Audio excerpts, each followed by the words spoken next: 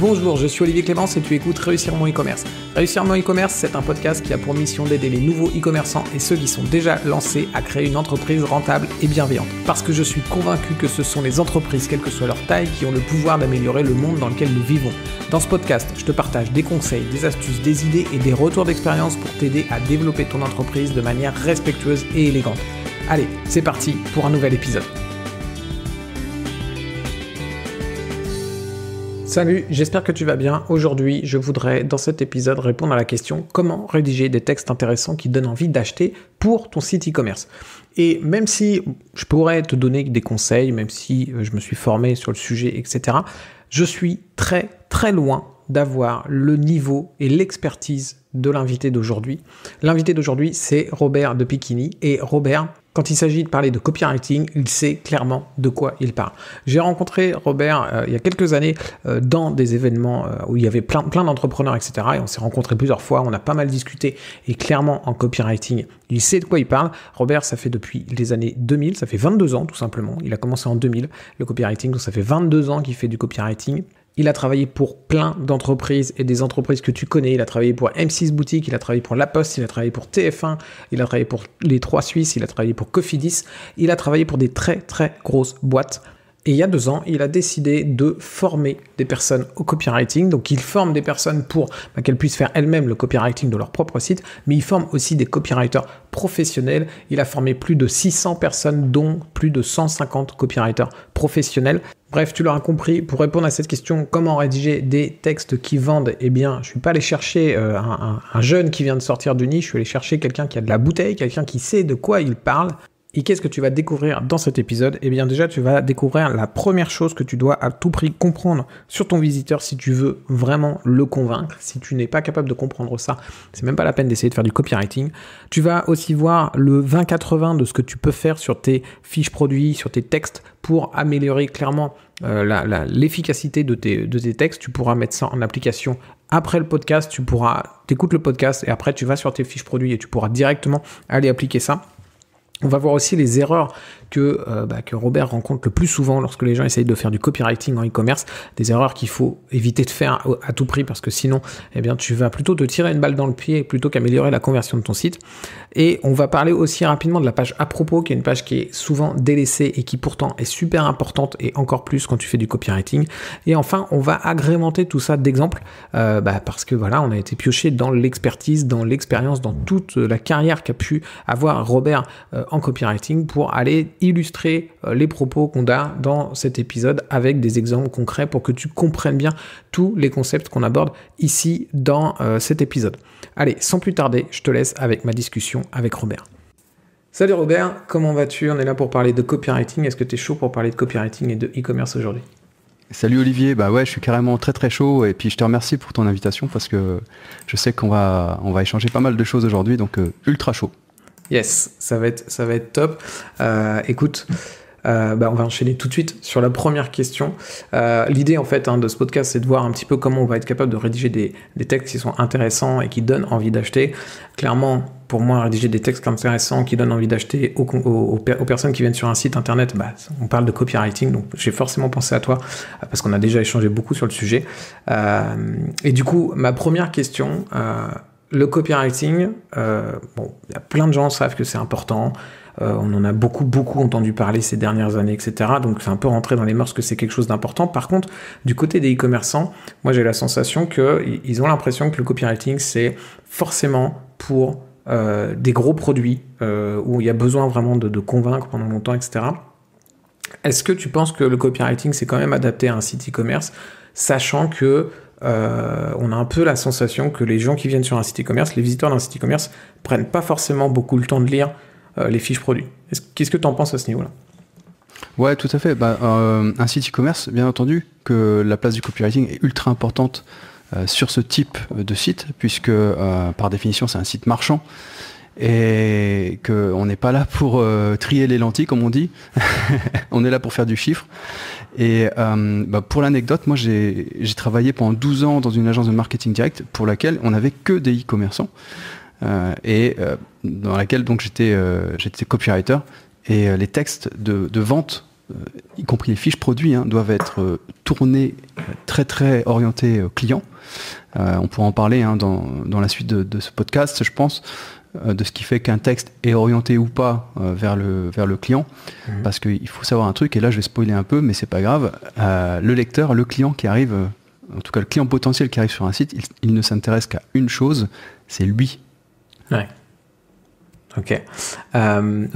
Et du coup, donc tu conseilles, donc en effet, donc le e-commerce, le copywriting, ça concerne aussi le e-commerce et même peut-être plus particulièrement le e-commerce. Même sur des petits produits, des produits qui valent pas forcément une fortune, on peut faire du copywriting. Ouais, bien sûr. Bien sûr, c'est pas une question de prix, c'est une question de logique de persuasion. Alors, qu'est-ce que j'entends par là? C'est-à-dire que les textes de copywriting doivent être tournés, orientés 100% vers le client, vers le prospect. Et que ce soit un petit produit ou un produit plus conséquent, ça nécessite à un moment donné de sortir son porte-monnaie, de sortir sa carte. Et un prospect, un client ne sortira jamais sa carte s'il a le moindre doute, s'il n'a pas compris le bénéfice qu'il peut tirer du produit ou de la solution. Ok, donc le problème, c'est pas forcément le prix, le problème, c'est plus l'action de sortir la carte bleue et de se dire, ok, là, je fais confiance, j'achète. Exactement, puisque le moment de friction ultime, c'est là où c'est le passage en caisse. Donc c'est justement prendre le prospect par la main jusqu'au moment de payer, et même sur le bon de commande, être là aussi rassurant, montrer des preuves, montrer des garanties qui vont faire que finalement on enlève la friction, ou en tout cas on la diminue un maximum pour que la personne s'engage et sorte sa carte. Ok, ça m'amène à une réflexion sur le fait que, c'est quelque chose que j'avais déjà conscience, clairement, mais ça m'amène à la réflexion que Amazon a quand même tout compris quand il t'enregistre ton numéro de carte bleue et que derrière, tu as juste à choisir ta carte sans rentrer les numéros, etc., parce que du coup, la friction est plus du tout la même, quoi. Ouais, exactement, c'est un peu du one click et ça facilite un maximum l'action. Tu es dans une démarche d'impulsion. L'achat, c'est souvent une démarche d'impulsion. Surtout pour des petits produits, des livres, des choses comme ça, des DVD, des choses comme ça. Il n'y a pas une grosse réflexion derrière, il n'y a pas une grosse prise de risque. Et donc, dès lors qu'on est en one click, ça facilite le passage à la caisse, effectivement. Ok. Et du coup, on est sur une fiche produit. Enfin, moi, je suis visiteur, je suis sur une fiche produit. Est-ce que tu penses que je vais forcément prendre le temps de lire toute la fiche produit? Et est-ce que si moi, en tant que marchand, je fais du copywriting, ça veut dire que nécessairement, mes fiches produits, elles font 3000 mots, elles sont énormes, et je dois faire tout un argumentaire de A à Z pour convaincre d'acheter mon produit, en fait. Est-ce que ça se passe comme ça, ou est-ce que tu fais du copywriting un peu différemment sur une fiche produit?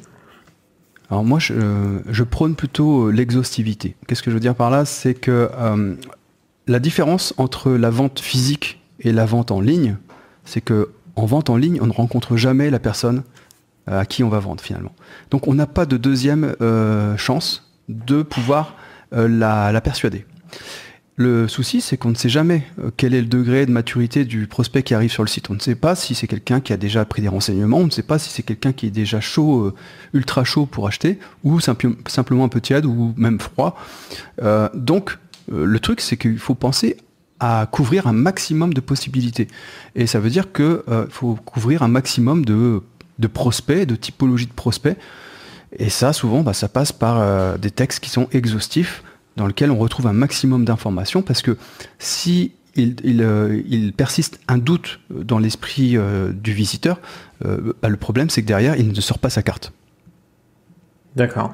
Et donc tu conseilles à la limite, même si finalement ton utilisateur il arrive, il y a des informations qui sont sur ta page qu'il connaît déjà, c'est pas grave, vaut mieux qu'il ait trop d'informations que pas assez au final.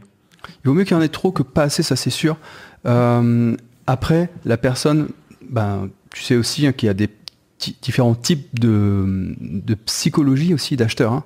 Il y a des profils rouges, il y a des profils verts, il y a des profils bleus, il y a des profils jaunes.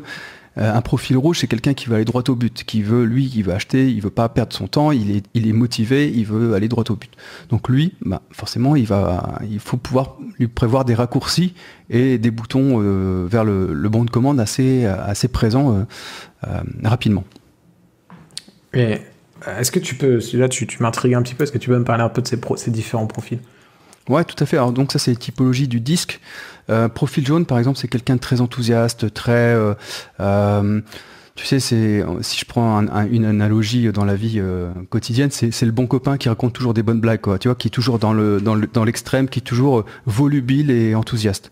Ça, c'est le profil jaune. C'est quelqu'un qui déborde d'énergie. On a ensuite, comme je viens d'en parler, le profil rouge. Le profil rouge, c'est le fonceur. C'est celui qui veut pas perdre son temps. C'est celui qui va droit au but. C'est celui qui veut pas tergiverser pendant 107 ans.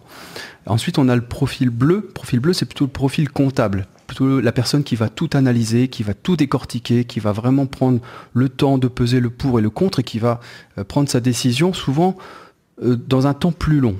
Et enfin, on a le profil vert. Le profil vert, c'est plutôt le profil empathique. Ce que j'appelle empathique, c'est quelqu'un qui a une sensibilité très forte, qui veut être aussi dans l'accompagnement, le côté où il a besoin d'être pris par la main, compris, qu'on comprenne bien ses besoins et qu'on lui exprime qu'on a compris ses besoins.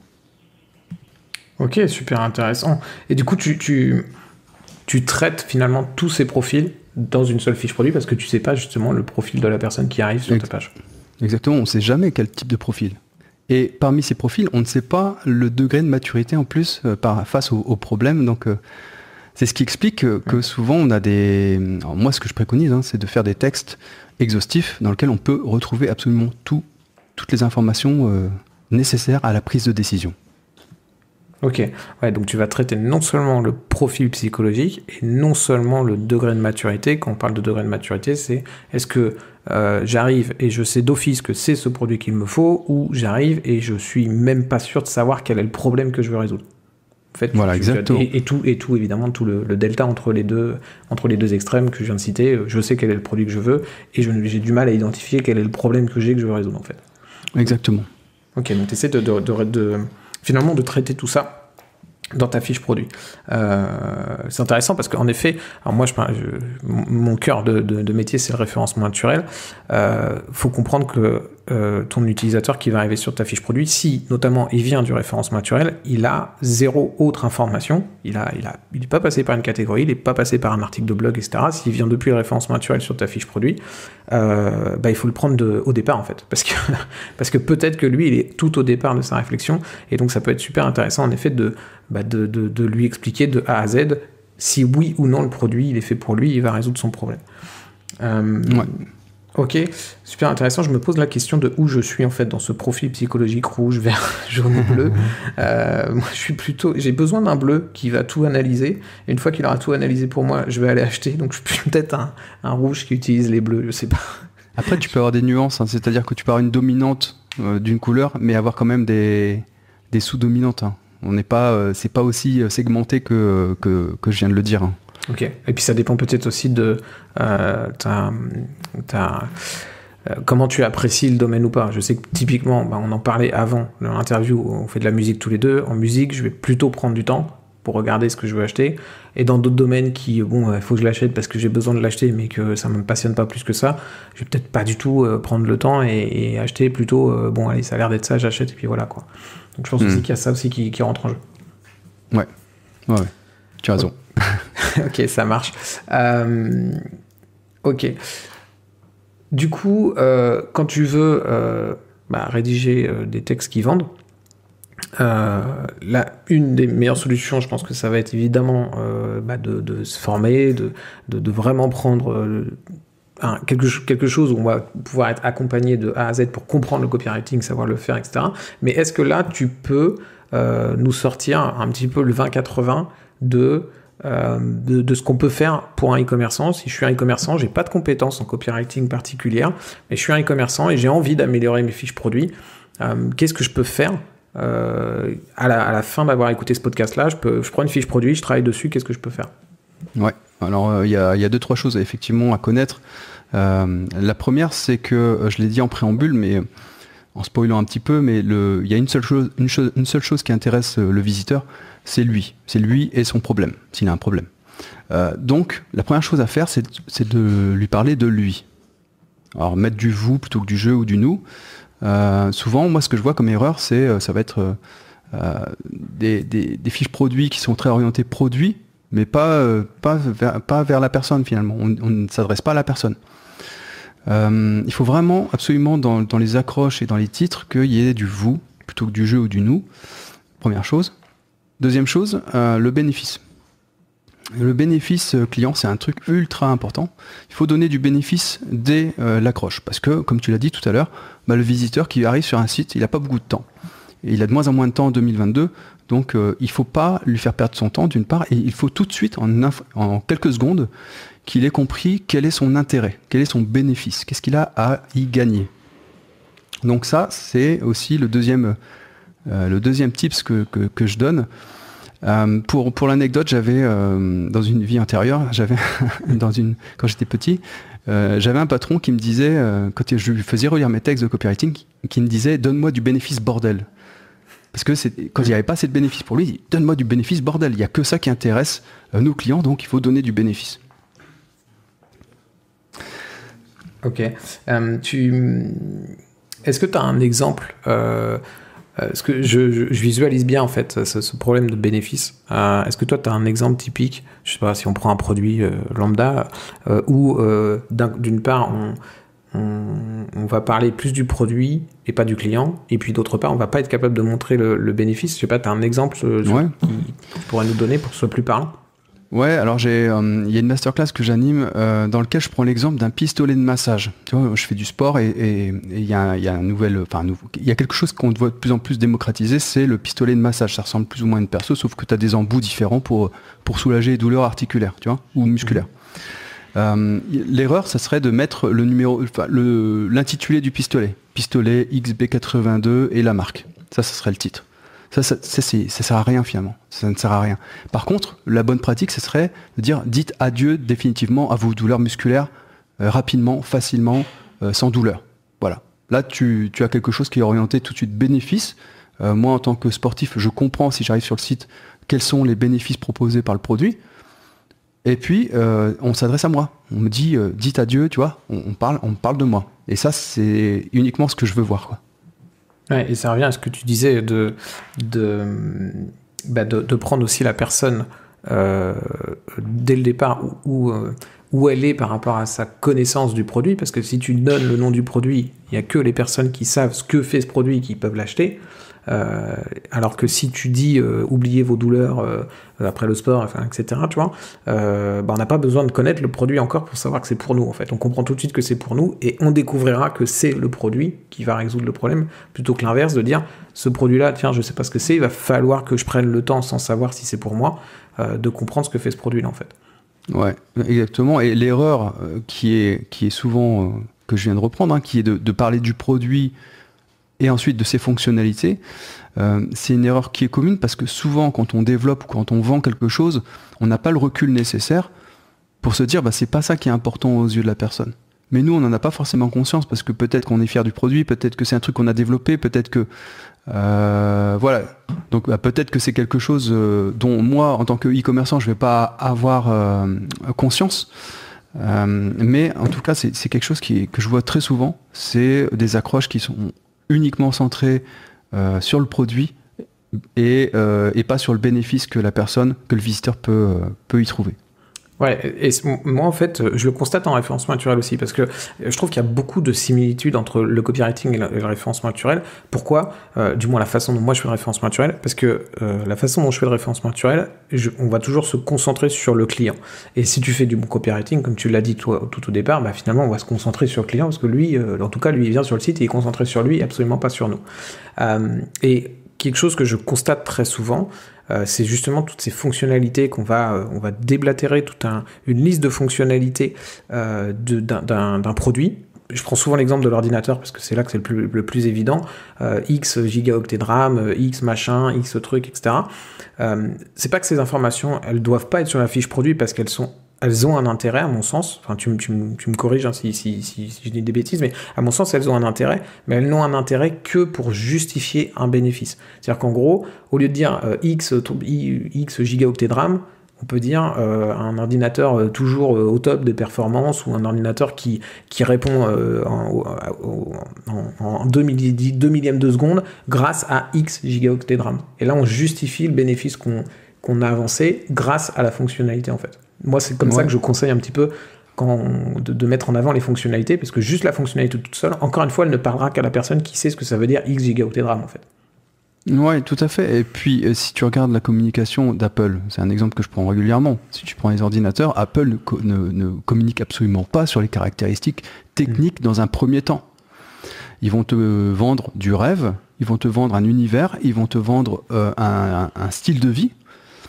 Et après, quand tu paramètres ton achat, quand tu choisis ce que tu veux dedans, bah, tu peux mettre la RAM, etc. Mais on va pas t'expliquer, on va pas être technique, on s'en fout de la technique en fait. Voilà, ça va parler aux gens qui sont pointus, mais le consommateur lambda, lui, il veut un Mac. Si je prends l'exemple du Mac, qui lui permet de s'allumer très rapidement sans latence, qui lui permet d'être léger et d'emporter partout, qui lui permet d'avoir une bonne autonomie et de ne pas avoir besoin de le recharger tous les 5 minutes. Mais c'est communiqué d'une façon orientée bénéfice et lifestyle finalement.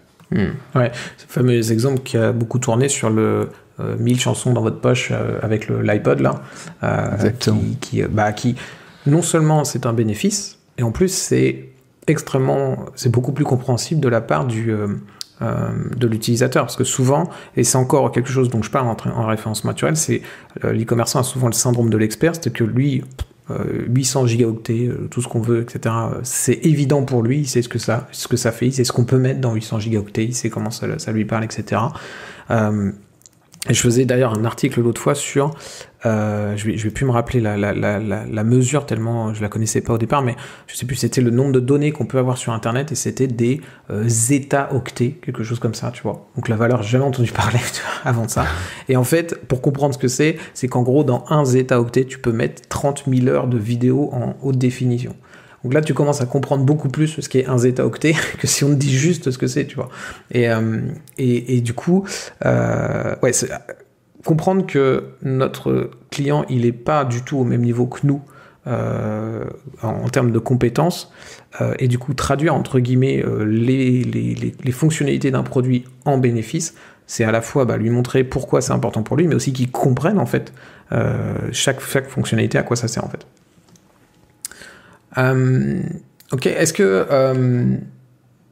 que alors du coup tu m'as dit par rapport aux bénéfices, donc le vous plutôt que le nous, le je, ça finalement c'est assez simple à corriger, hein. Si on lit une fiche produit et qu'il n'y a que le je partout, on peut se dire qu'on est en train de parler de nous mais pas du client. Je pense que c'est assez simple. Ouais. Est-ce que tu as un autre truc comme ça qui peut se faire rapidement sur une fiche produit pour identifier un problème et le corriger? Ouais, alors je parlais de bénéfices, donc mettre systématiquement du bénéfice dans les accroches. Donc si on reprend, tu sais, la pyramide de Maslow, on a les besoins fondamentaux, notamment les 8 besoins fondamentaux qu'on peut retrouver. Donc ça, c'est important de pouvoir mettre ces bénéfices avec les besoins fondamentaux. Donc, tu sais, alors je sais pas si on rentre dans le détail au niveau du... Tu peux les citer rapidement, la pyramide, ouais. Ouais, donc à la base de la pyramide, c'est les besoins physiologiques, hein, c'est manger, boire, dormir, respirer. Ensuite, au deuxième étage, on va retrouver la sécurité. En troisième étage, il va y avoir les besoins sociaux, donc l'amour, l'amitié, l'appartenance, l'intimité. Et ensuite, on a l'estime, la confiance, le respect. Et enfin, dernier étage de cette pyramide, c'est l'accomplissement personnel. Mais ce qui est important, c'est de pouvoir mettre du bénéfice et, si possible, de reprendre un des besoins fondamentaux dans ce bénéfice pour être sûr d'avoir une accroche qui soit forte. Ça, plus orienter donc l'accroche en disant vous, votre, etc. Ok, ouais, typiquement, alors c'est pas toujours évident à faire, moi j'avais cet exemple-là, c'est qu'en gros quand tu achètes une voiture, tu peux l'acheter pour plein de raisons, mais une des raisons pour laquelle tu vas acheter la voiture, et ça dépend de la voiture, mais si tu achètes en ce moment Tesla par exemple, si on prend une voiture assez tendance en ce moment, tu vas acheter une Tesla pour plein de raisons, mais il y a notamment l'estime, et le regard que les autres vont avoir de toi, notamment tu achètes une voiture pour ces raisons-là. Faut être capable de le dire, mais en plus je pense qu'il y a une subtilité aussi à avoir sur certains points comme ça, c'est que les gens finalement inconsciemment le savent, mais ne veulent surtout pas s'en rendre compte. C'est-à-dire qu'en gros, si j'achète une Tesla, je vais jamais dire que c'est pour me la péter et dire que j'ai une Tesla. Et il faut surtout pas dans la fiche produit que tu me le dises. Par contre, il faut que tu arrives à me le faire comprendre. Enfin, je sais pas si t'es OK avec ça ou pas. Et je sais pas si je suis clair dans mes explications d'ailleurs. Et en fait, il faut montrer aux clients ou aux prospects que on se comprend. On est du même clan, on est de la même famille, on est proche. Parce qu'on a plus confiance en quelqu'un qui est proche de nous. Et l'acte d'achat repose avant toute chose sur la confiance. C'est vraiment ultra important d'avoir la confiance de la personne. Parce que je l'ai dit tout à l'heure, sortir sa carte bleue, pour un petit achat comme pour un gros achat, c'est quand même un moment où on prend un risque. On se déleste d'une somme d'argent pour quelque chose qui est encore, on ne sait pas trop ce qu'on va avoir, si on va avoir bien la qualité, etc. au rendez-vous. Et dans ce que tu viens de dire, dans l'exemple de la Tesla, c'est intéressant parce que on a parlé des typologies de clients par rapport au disque, donc aux 4 couleurs différentes, et également à la méthode Sonkas que tu connais peut-être, Olivier. Ouais. Je sais pas si. Ouais. Donc la sécurité, l'orgueil, la nouveauté, le confort, l'argent, la sympathie. Donc on a des personnes, et là quand tu parles de Tesla, c'est des personnes qui vont être plus dans le côté nouveau et orgueil, très clairement. Okay. Que si on regarde une typologie de personnes qui achètent Volvo, ça va plutôt être la sécurité. Enfin, historiquement, Volvo c'était la sécurité. Et bien entendu qu'on ne va pas utiliser les mêmes arguments, mais il ne faut pas le montrer, il faut être habile dans la façon de le dire. Et il faut être dans le jeu, GEU, pour être plutôt montrer côté clin d'œil, on est du côté du client, on se comprend, on est du même clan, quelque part. Okay. Ouais, ok, je vois. C'est faire comprendre qu'en effet, entre guillemets, si tu achètes une Tesla, bah ouais, les gens vont te regarder, les gens vont t'envier, mais par contre, on va pas le dire texto comme ça, on va essayer de le faire comprendre. Ça peut passer par des images aussi, d'ailleurs, parce que tu peux très bien imaginer une image de personnes qui regardent justement la personne en train d'utiliser le produit, etc. Les images sont... Alors, je sais pas si tu appelles ça du copywriting ou pas, mais moi je pense que les images aussi ont beaucoup de messages à passer sur une fiche produit. Et je vois souvent d'ailleurs des images juste sur fond blanc, tu as le produit sur fond blanc, et c'est bien, ça permet de voir le produit en effet, mais ça raconte absolument rien. Et je trouve que les images ont aussi beaucoup à raconter. Et je sais pas si tu trouves que c'est un rôle en copywriting, les images en fait, sur une fiche produit. Ouais, bien sûr. Nous, on travaille en étroite collaboration avec les graphistes. Et je peux en parler puisque j'ai été 15 ans copywriter salarié, donc je travaillais en binôme tout le temps avec le graphiste. Et ce qui fait la magie, et vraiment je parle de magie parce que l'acte d'achat comme ça, de réussir à vendre quelque chose à quelqu'un que tu ne rencontreras jamais physiquement, je trouve ça magique. Voilà, il y a un côté, ça m'émerveille toujours. Et de réussir cette alchimie, ça demande quand même des réglages subtils. Et si l'image n'est pas en adéquation avec le texte et inversement, on perd beaucoup d'efficacité. Alors que quand on a les deux qui sont optimisés, là on crée, la mayonnaise prend et c'est ouais, il y a un côté magique, quoi. Ok, ça marche. On parle de fiches produits depuis tout à l'heure. Est-ce que tu conseilles de bosser le copywriting d'autres pages de ton site e-commerce ? Alors moi, comme tu le sais, avec l'agence Red de Redac, nous on rédige beaucoup de pages de vente. Et notamment, il nous est arrivé de faire des pages de vente pour des sites e-commerce de compléments alimentaires. Pour ces sites, on a mis donc un produit phare, un produit vedette, et on avait fait une page de vente complète sur un produit. Donc, nous, ce qu'on conseille, c'est d'avoir un parcours client qui soit le plus, je vais dire, sans couture, c'est-à-dire qu'il y ait moins de friction possible d'une page à l'autre et que l'ensemble des textes soit cohérent jusqu'au panier d'achat et jusqu'à la commande finale, quand on a validé sa commande. Ça passe également par la newsletter qui incite la personne à aller sur le site. Donc si la newsletter n'est pas en adéquation, n'a pas la même qualité non plus que le site, c'est dommage parce qu'on n'optimise pas l'effet de levier du copywriting. Ouais, je vois ce que tu veux dire, mais c'est que finalement la fiche produit, évidemment, c'est important de la travailler en termes de copywriting, mais avant d'arriver sur la fiche produit, il a pu passer par plein d'autres chemins. Et l'idéal étant que tous ces chemins-là soient cohérents en termes de discours, en termes de comment on approche l'utilisateur, etc. Moi, je pensais aussi, par exemple, à la page à propos, qui est une page que je trouve très souvent laissée de côté, alors que autant sur Amazon, j'ai envie de dire, on s'en fout un peu de Amazon, l'histoire d'Amazon, etc., parce qu'on y va pour le côté, parce que déjà c'est extrêmement connu, et puis parce que le côté très pratique finalement de l'achat chez Amazon. Je pense que c'est là-dessus qu'ils ont été très forts et qui sont toujours extrêmement forts. Maintenant, sur un plus petit site e-commerce qu'on connaît pas, comme Amazon, moi, je trouve que la page à propos, elle est importante et elle est souvent délaissée. Est-ce que là-dessus aussi, c'est quelque chose où tu conseilles de faire du copywriting? Est-ce que peut-être tu as déjà fait du copywriting sur des pages à propos en e-commerce? Ouais, ça nous arrive d'en faire et on le préconise. Faut savoir que la page à propos est l'une des pages les plus visitées sur un site. Ce qui se comprend puisque quelqu'un qui arrive sur un site, il ne nous connaît pas forcément, il a envie de se faire rassurer, d'être rassuré. Et on en revient à la confiance comme toujours, ouais. À la confiance, ouais, exactement. Et donc cette page à propos, nous, on la construit toujours autour de la rassurance, montrer des visages, raconter une histoire, la genèse de la société. Donc pourquoi cette société, elle vient d'où finalement, et ensuite montrer qu'est-ce qui nous différencie des concurrents. C'est important aussi. Qu'est-ce qui fait notre différence? Ok, ça marche. Ok. C'est aussi quelque chose que j'essaie d'expliquer en fait, et que si on veut que les gens nous fassent confiance, ils ont besoin de savoir à qui ils font confiance, et donc pourquoi l'entreprise existe, vers quoi elle veut aller cette entreprise en fait, parce qu'il y a le pourquoi. Parfois en fait, il y a aussi ça en fait. Je trouve dans les pages à propos, encore une fois, on va parler de. Je vois souvent des pages à propos où les gens parlent d'eux. Et ça paraît très logique parce qu'ils parlent que d'eux, mais des fois ça n'a pas de sens. Typiquement, la page à propos, c'est si je prends parfois des commerçants qui sont tout seuls, j'étais employé, j'en ai eu marre d'être employé, du coup j'ai décidé de lancer mon entreprise et puis voilà, j'ai décidé de vendre des produits.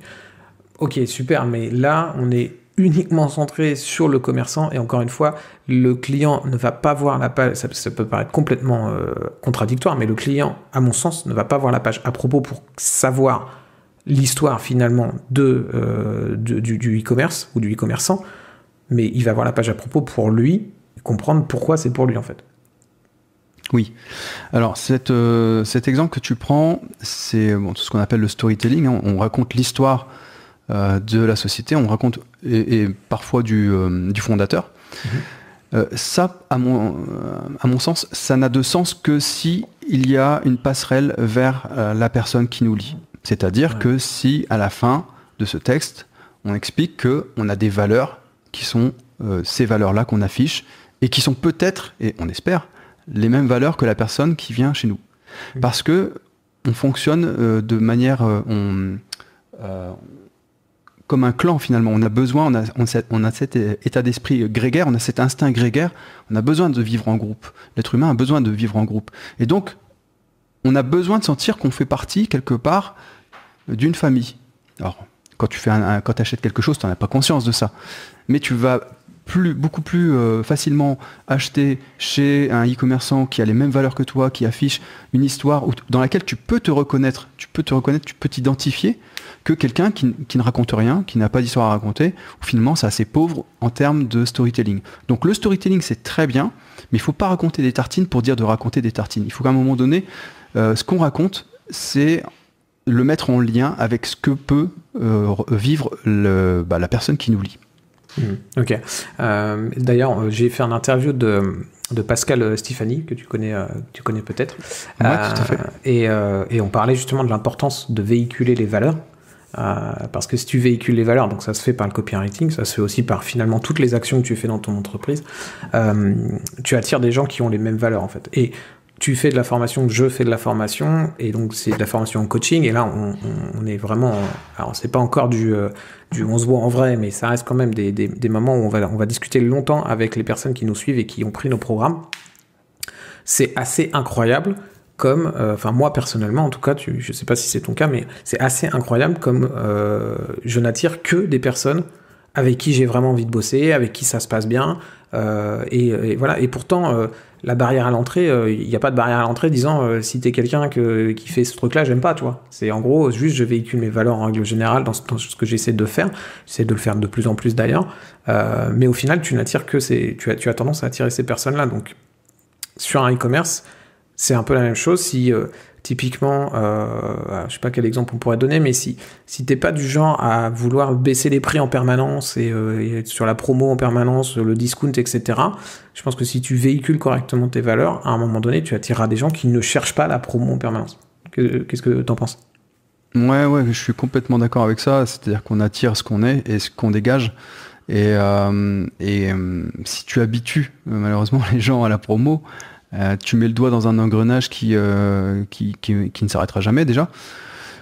Donc ça, c'est pas forcément quelque chose que je vais préconiser. Et j'ai accompagné des personnes qui se refusaient tout le temps à faire de la promo, qui étaient plus chères systématiquement que la concurrence, mais qui se démarquaient par autre chose, par une histoire qu'ils racontaient, par la qualité des produits, par aussi la qualité de la communication.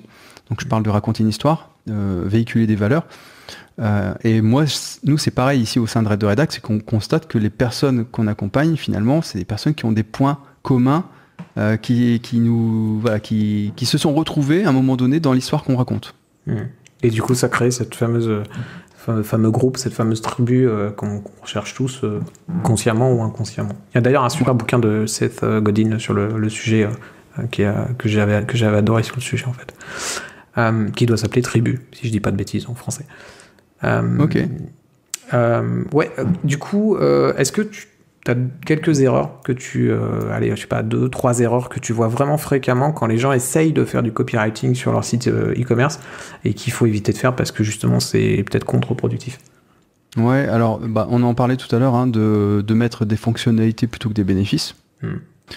Ça, c'est quelque chose qu'on retrouve très très très très souvent. De ne pas proposer du bénéfice immédiatement dès l'accroche, dès le titre, et que ce bénéfice arrive trop tard dans la page, et du coup on perd la personne en route, puisqu'il ne faut pas oublier que la personne, en 2022, elle a de moins en moins d'attention à disposition. Et ensuite, des textes qui sont pas clairs, des textes qui vont être trop longs, qui vont être trop dans l'hyper détail mais pas assez accessibles. Et moi, il y a quelque chose que j'apprends donc aux personnes avec qui on travaille et qu'on forme, c'est que il faut rédiger comme si on s'adressait à un enfant de 7 ans. Okay. Parce que si un enfant de 7 ans comprend, ton client comprendra forcément. Parce que, comme je le disais tout à l'heure, la grosse différence entre la vente en ligne et la vente physique, c'est que la vente en ligne, on n'a pas l'opportunité de rectifier le tir. Si la personne a compris un mot de travers parce que c'était un mot qui avait un double sens, on peut pas lui dire attendez, non, c'est pas ce que je voulais dire, non, c'est fini, terminé. On n'avait qu'une balle dans le barillet, elle est partie. Je prends un exemple, tu vois, le mot dernier. Le mot dernier, il peut vouloir dire c'est le dernier, il n'y en a plus, ou le dernier, c'est le dernier, ça vient de sortir. Ouais, tout nouveau, ouais, ok. Alors pourquoi ne pas utiliser un mot magique qui est le mot nouveau? Voilà, tu vois, là on peut faire comme ça, rectifier des choses. Et moi je vois souvent aussi marquer notre dernière gamme, notre nouvelle gamme. On peut dire notre nouvelle gamme, voilà, tout simplement, tu vois. Alors, il y en a plein des exemples, des doubles sens comme ça, et même des contresens. Et ça, il faut éviter absolument. Ok. Et puis du coup, dans la même logique, éviter tout ce qui est jargon. On en revient à ce qu'on disait par rapport à l'expertise que l'e-commerçant va avoir et que le client va pas avoir. Faire attention à tout ce qui est jargon. J'ai une anecdote là-dessus, pas plus tard que hier. J'ai Elisa qui travaille avec moi et qui faisait un mail à un client qui nous a posé une question par rapport à une prestation qu'on fait pour lui. Il voulait un petit peu un état des lieux, des explications un petit peu sur comment ça se passait, etc. Et du coup, je fais à Elisa, vas-y, rédige le mail, je vais le relire juste avant et puis tu l'envoies, quoi. On avait débriefé avant sur le sujet. Et donc, elle faisait simplement un compte-rendu de notre débrief qu'on avait fait. Et elle m'envoie le mail avant de l'envoyer. Et je fais, oh là, ça va pas du tout. C'est extrêmement compliqué pour rien, en fait. Alors que le client, il a juste posé une question et c'était trop long. C'était trop, entre guillemets, pompeux, tu vois. Et tu sentais que, en rédigeant le mail, Elisa, elle avait voulu peut-être montrer l'expertise qu'on avait par le vocabulaire, etc., etc. Et moi, ce que je lui ai dit, et je sais pas où j'ai pu lire cette phrase, je ne sais même pas si la phrase elle est exacte, mais c'est qu'en gros, le meilleur expert, c'est celui qui est capable d'expliquer quelque chose de compliqué avec des mots simples. Je sais pas du tout d'où ça vient. Si quelqu'un me retrouve l'auteur de la citation, c'est cool. Mais en tout cas, moi, c'est quelque chose que j'essaie de me rappeler toujours, c'est qu'en fait, je sais pas, je déteste quand quelqu'un m'explique un truc et que je comprends un mot sur 4, quoi. C'est comme le mec qui vient chez toi et puis qui veut te faire de l'isolation de ta maison et qui utilise un jargon que tu comprends rien. Et au final, il dit, voilà, du coup, c'est super intéressant. C'est intéressant, mais moi, j'ai rien compris. Je suis obligé de te croire sur parole, quoi. Et du coup, ouais, clairement, il faut simplifier au maximum. Et comme tu le dis, en plus, pour le coup, là, sur le site e-commerce, on n'a qu'une seule chance, quoi. Ouais, alors là-dessus, moi, c'est un peu ma marotte. D'ailleurs, sur mon WhatsApp, la signature, c'est cette phrase que vraiment que je retiens parce que c'est quelque chose qui, pour moi, résume beaucoup de choses. Qui dit cette phrase, elle dit « Ce qui se conçoit bien s'énonce clairement et les mots pour le dire arrivent aisément ». Cette phrase, elle est de Nicolas Boileau. Elle est de Nicolas Boileau et ça résume pour moi beaucoup de choses parce que si on commence à utiliser un jargon, si ce qu'on a, même si quand on doit pitcher une idée, quand ça devient compliqué, quand ça dépasse 2-3 phrases, c'est que on n'a pas la bonne idée, on n'a pas bien conceptualisé la chose pour la rendre accessible. Et puis après, il y a cette fameuse phrase que tu dois connaître également, hein, qui est encore plus ancienne, qui est de Léonard de Vinci, qui disait la simplicité est la sophistication suprême. Et moi j'adore parce que faire simple, c'est compliqué. On le sait parce que, typiquement, hein, travailler une promesse d'une page de vente, etc., ou quelque chose pour que ce soit court, mais que ça dise tout ce qu'on a envie que ça dise et que ce soit en un claquement de doigts, on ait compris. Ouais, c'est pas facile. C'est vraiment pas facile, ouais. C'est vraiment pas facile et je pense et c'est là où j'ai fini par m'améliorer, je pense, sur ce sujet. Alors, je suis très très loin d'être un bon copywriter, loin de là, mais c'est à partir du moment où j'ai compris que c'était aussi un travail d'itération, c'est-à-dire de revenir dessus, et se dire, tiens, finalement, tu vois, ce mot-là, finalement, il est en trop, en fait. Et ce mot-là, il sert à rien, il n'apporte rien. Et puis d'essayer d'autres choses, etc.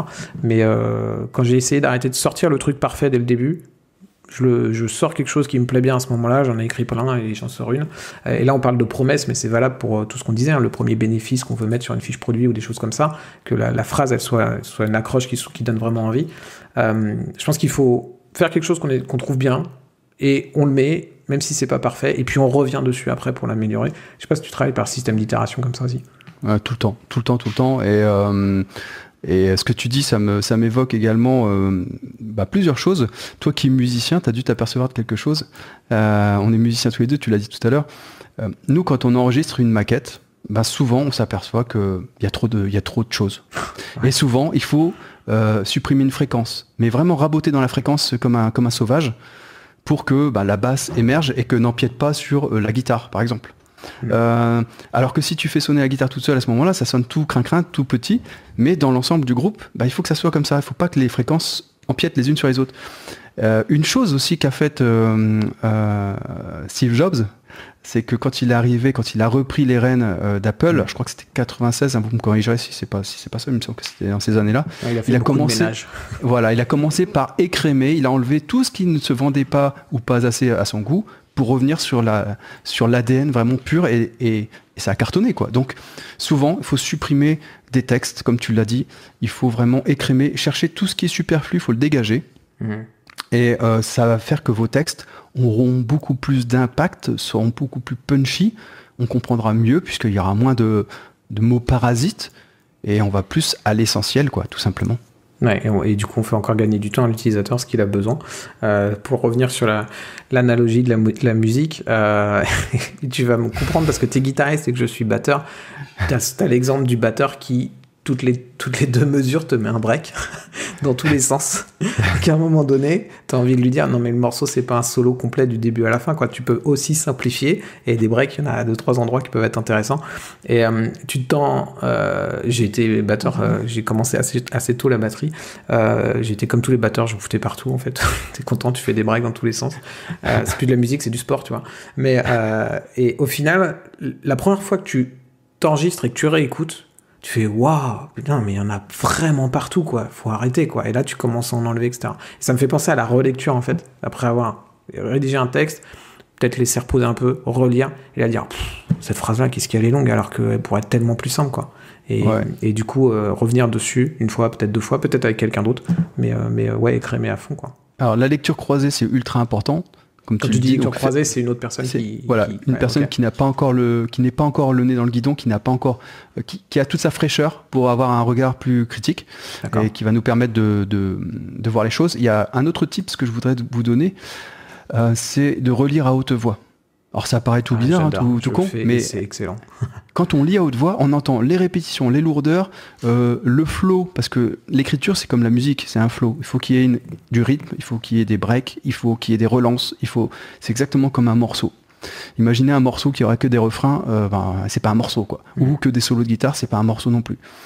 Et puis, troisième tip, ce que je voudrais donner aussi aux auditeurs qui vont écouter ce podcast, c'est que bien souvent, quand on rédige, on commence par la phase que j'appelle de purge, où on n'est pas encore dans le rythme. On commence à rédiger, et puis c'est l'échauffement, exactement. Ouais. C'est comme quand tu vas courir, au début, c'est un peu dur. Voilà. Et puis à un moment donné, tu es dans le truc, et là, tac, c'est bon, c'est parti. Là, je sens que je dis les choses vraiment essentielles. Et souvent, prenez les 20% des textes que vous avez au début, et vous les dégagez. Je parle dans un argumentaire assez long, bien entendu. Mais vous dégagez ces textes, et vous allez voir que vous allez arriver directement sur la substantifique moelle de votre texte, qui est beaucoup plus impactante et beaucoup plus avec du bénéfice orienté vers votre lecteur. Et souvent, tout ce qui est au début, c'est un peu la purge, quoi. Il faut l'écrémer. Ok, excellent. Écoute, tu fais, du coup, tu as été, comme on disait, tu as travaillé pour pas mal d'entreprises en tant que copywriter. Maintenant, ça fait 2 ans que tu fais de la formation sur le copywriting, en fait. Est-ce que tu peux nous parler un peu de tes programmes de formation ? Ouais, alors on a 2 grands programmes de formation. On a un programme de formation à destination des personnes qui veulent devenir copywriter. Donc ça, c'est un programme intensif en 3 mois. Dans lequel on retrouve du coaching individuel, du coaching de groupe, du mindset, beaucoup de choses, des masterclass également. Ça, c'est notre programme phare. Et également, on forme les personnes qui ont un business à monter en compétences en copywriting. Donc ça, c'est notre 2e type de formation qu'on propose également. D'accord. C'est quoi le nom de chacun des programmes ? Alors, le programme à destination des entrepreneurs qui veulent monter en compétences, c'est Copywriting Haute Performance. Ok. Et le programme à destination des personnes qui veulent devenir copywriter, c'est Copilote, l'Académie Copilote. D'accord. Et donc, je sais que il peut y avoir des rédacteurs SEO qui sont dans l'audience aujourd'hui et qui me suivent sur ma newsletter en tout cas. Si je suis rédacteur SEO, c'est possible pour moi de rejoindre le programme Copilote pour ajouter justement du copywriting à mes compétences ? Oui, tout à fait. On a pas mal des personnes qu'on accompagne qui sont dans ce cas de figure, qui veulent avoir une double casquette et qui veulent pouvoir proposer une presta complète. Donc oui, tout à fait possible. Ok, super. Donc celui-là, tu disais, c'est en 3 mois. Et l'autre programme qui, du coup, là, c'est plutôt pour l'entrepreneur, donc je suppose les e-commerçants aussi, qui veut le faire de lui-même et puis améliorer les performances en termes de vente. Comment ça se déroule, en fait, ce programme-là ? Alors, le programme, celui-ci, donc, il est en 100% e-learning. Il va être en 100% e-learning. Il n'y aura pas d'accompagnement en coaching. En tout cas, pas pour le moment. C'est peut-être quelque chose qu'on va développer à l'avenir. Okay.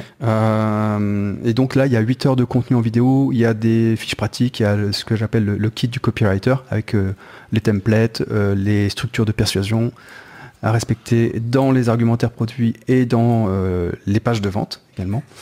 Donc voilà, ça va être une formation en e-learning. Ok, d'accord. Et ça s'adresse aussi bien aux entrepreneurs classiques, entre guillemets, à tous les entrepreneurs, e-commerçants compris. Infopreneurs, e-commerçants, dès lors qu'on a quelque chose à vendre en ligne, c'est adapté. Ok, super. Du coup, je mettrai, tu pourras me fournir les liens en off et je les mettrai dans la description du podcast pour qu'on puisse aller voir tout ça. Écoute, est-ce que tu as un dernier mot, un dernier conseil ou peu importe ce que tu as envie de dire pour clôturer un petit peu ce podcast pour tous les gens qui l'ont écouté jusqu'au bout ? Ouais, moi je pense que, je suis convaincu qu'on parle toujours à des humains et que à un moment donné dans ces textes, donc les techniques de copywriting elles existent, les techniques de persuasion elles existent. Ça c'est un peu les plans de la maison et donc il faut des plans pour bâtir une maison.